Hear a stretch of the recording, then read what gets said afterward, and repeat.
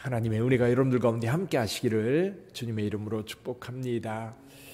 오늘 누가복음 15장의 배경은 1절, 2절에 나와 있습니다.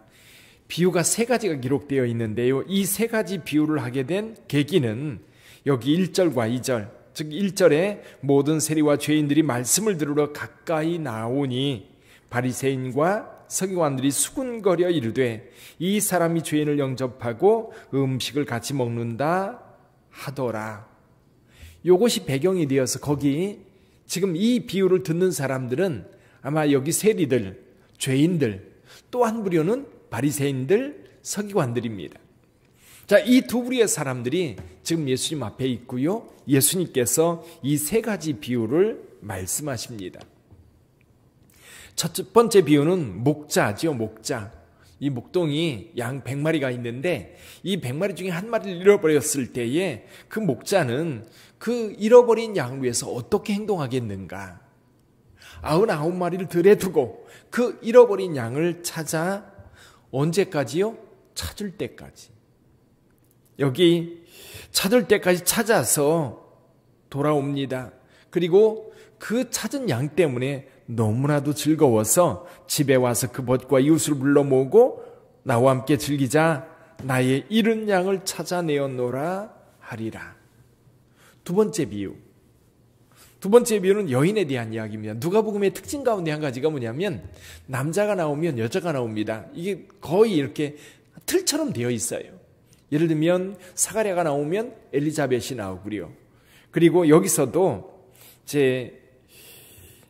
목자는 대개 남자라고 한다면 여기 잃은 드라크마를 가지고 있는 여인에 대한 이야기 이렇게 나옵니다. 그래서 남자와 여자가 이렇게 반복해서 나온다는 얘기는 뭐냐면 남자와 여자가 동등하게 하나님 나라에서 동등하게 취급받고 동등하게 행동하고 있는 것을 보게 되지요. 여기 이제 이 여인이 드라크마 10개가 있었는데 하나를 잃어버렸어요. 하나를 잃어버렸는데 그 잃어버린 드라크마를 찾기 위해서 불을 밝히고 언제까지 찾아요? 찾을 때까지 찾아냅니다. 여기 보면 찾아내기까지 부지런히 찾지 아니하겠느냐. 찾았을 때 너무 기뻐서 이웃들을 불러다가 잔치를 벌입니다. 세 번째 비유. 어떤 사람에게 아들이 둘이 있었는데 둘째가 아버지에게 말합니다. 아버지 돌아가시면 이 재산 어차피 나눠줄 거 아닙니까? 그러니까 지금 나눠주세요. 근데 아버지는 그 재산을 각각 나눠줍니다. 큰 아들에게도 준 것 같아요. 작은 아들에게도 주고요. 근데 작은 아들은 몇 날이 못 되어서 그 재산을 다 정리해가지고 먼 나라로 떠납니다. 아버지 없는 곳, 자유가 있는 곳이죠. 아버지랑 있으면 결코 자기 마음대로 못한다고 생각했던 것 같아요. 그래서 멀리 떠나서 거기서 허랑방탕하다가 그러면 아버지의 통제를 벗어나면 자유로워요. 자유로운데 문제는 인간의 자유는 결코 그들을 스스로 지킬 수 없는 자유예요. 결국 허랑방탕하다가 먹고 살기조차 힘든 그런 나락에 떨어지고 말았어요.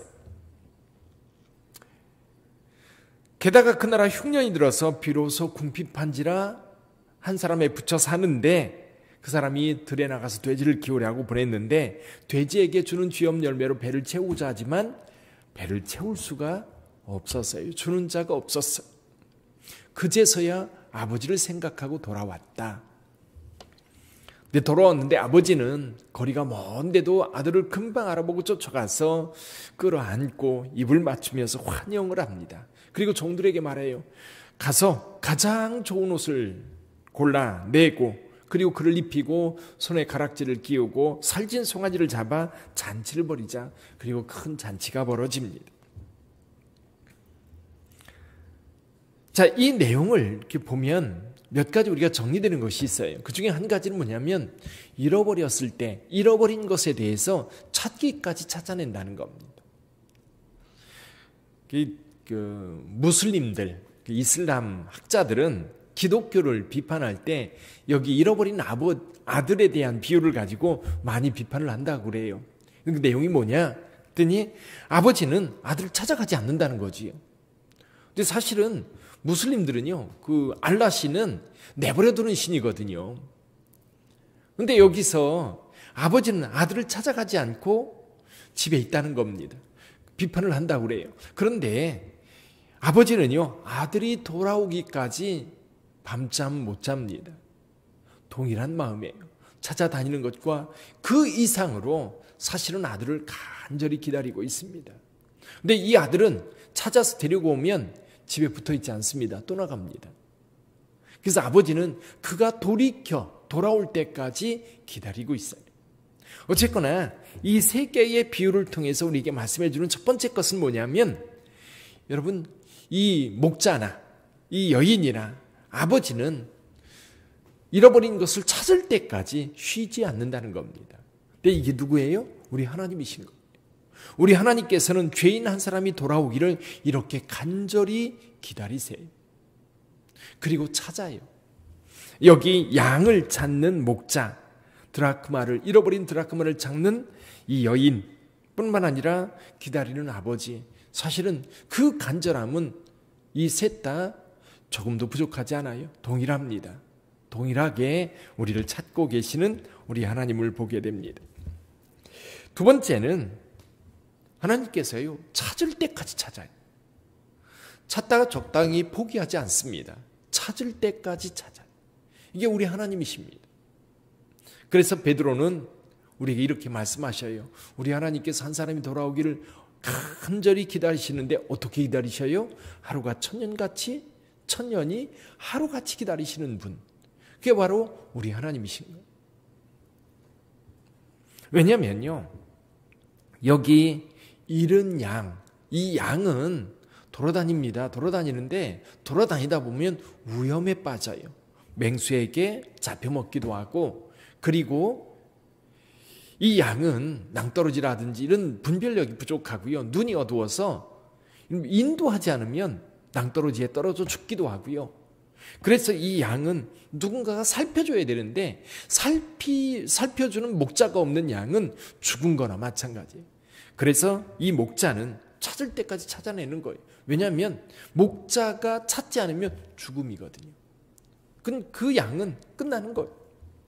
드라크마 같은 경우는 스스로 찾아낼 수가 없어요. 스스로 주인을 찾아올 수가 없기 때문에 만약에 여인이 찾지 않으면 그는 그냥 버려진 겁니다.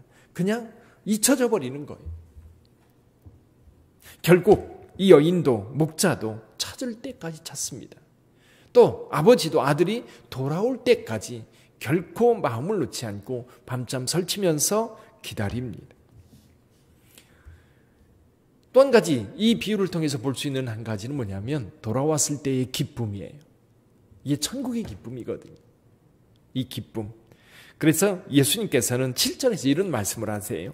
내가 너에게로는 이와 같이 죄인 한 사람이 회개하면 하늘에서 회개할 것 없는 의인 99으로 말미암아 기뻐하는 것보다 더하리라.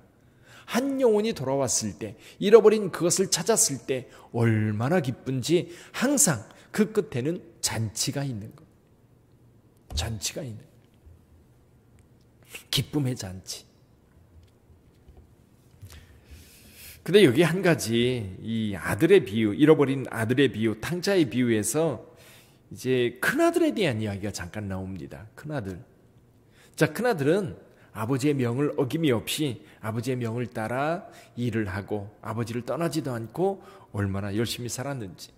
문제는 이 동생이 나가서 아버지의 재산 다 탕진하고 돌아왔을 때 아버지와 그 외 모든 사람들이 기뻐하는데 이 아들만큼, 큰아들만큼은 이 동생이 돌아온 것에 대해서 기뻐하지 않습니다. 그 마음이 어떤 마음일까요? 차라리 거기서 죽지 왜 돌아와? 이런 마음일까요? 아마 그런 마음일 거예요. 근데 이 마음을 가진 사람들이 누구예요? 세리와 죄인들이 돌아올 때에 그것을 싫어했던 바리새인과 서기관들이지.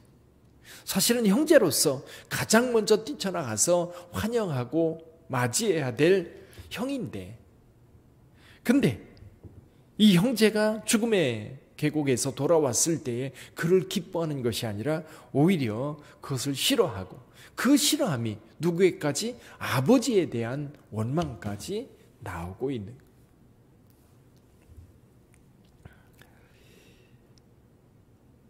아버지의 마음을 이해하지 못해서 그래요. 아버지의 마음.